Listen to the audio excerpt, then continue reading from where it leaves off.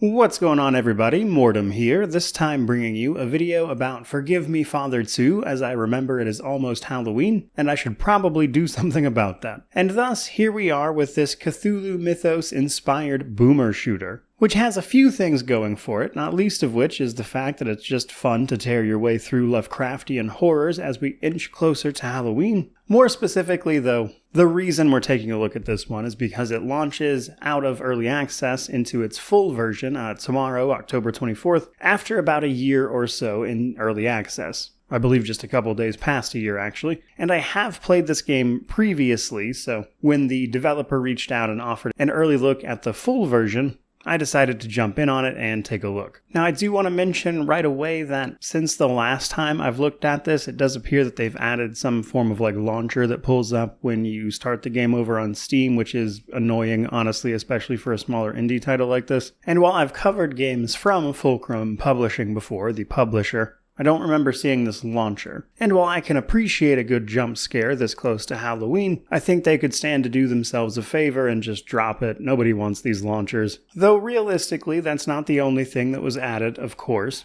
as the full release version of the game is adding in a bunch of different weapons and new levels and everything, of course. I believe it's bringing in the last chapter of the game, something like that. So even if you've played this previously, once it launches, there should be new content for you, of course, and I believe that comes with a price increase. It's normally $25. Though with all of that said, let's actually talk a little bit about the game properly. So Forgive Me Father 2 has us playing the role of the priest from the first title as we work our way towards salvation or redemption. In order to get there, though, we're going to be battling our way through the eldritch horrors, starting with us waking up in an asylum. And once we clear this initial level, we find ourselves using this asylum as a bit of a hub area, where we will stock up on pages for our Tome of Dark Secrets, as well as weapons from A Place Out of Time. Now, the rest of the game is fairly simplistic in its presentation, as most boomer shooters tend to be to some degree, as at the end of the day, most of them come down to shoot everything that moves. But of course, there's a few things to go along with that. Now, in a somewhat linear manner, we're going to be moving through the story, unlocking levels, and that comes with new enemies making new appearances,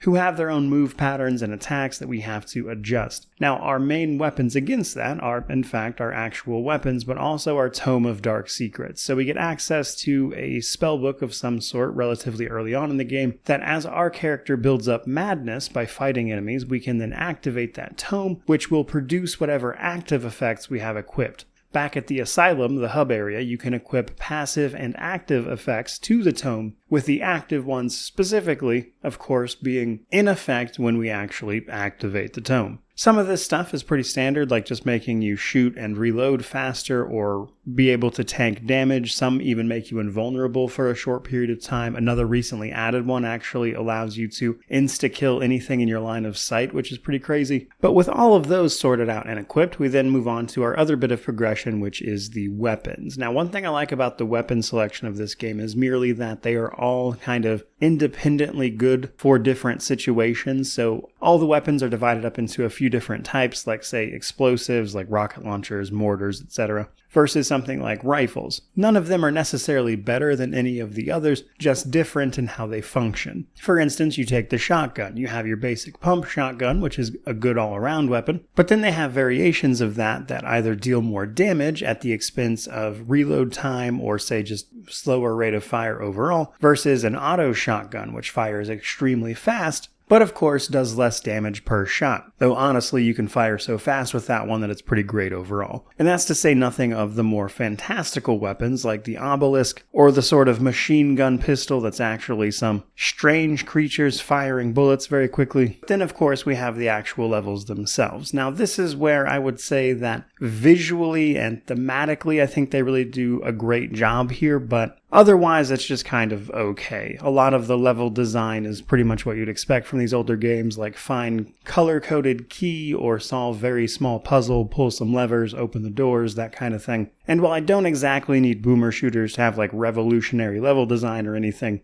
it's pretty basic as far as that kind of thing goes, but luckily I would say I think it more than makes up for it just in the atmosphere alone. And it's not like there's nothing to do. For starters, we can find the tokens that we're going to need to unlock extra weaponry, some of which are in fact hidden behind various secrets that you'll have to find and track down. And another mechanic that they make a fair bit of use of is actually the flashlight mechanic. Basically, parts of levels are effectively pitch black, and you have to power up your flashlight in increments to see in that area, but that flashlight drains over time, so you have to keep it running while also balancing, of course, your limited vision with enemies coming at you. And while it's hardly an unheard of mechanic or anything, I did have a lot of fun messing around with that because I think it fits the vibe and atmosphere of this game super well. But to sort of wrap this up and draw it to a close, basically I would say that Forgive Me Father 2 is great in the sense of how combat feels, how the weapon feels, the atmosphere of the levels, and even just in how what little story there is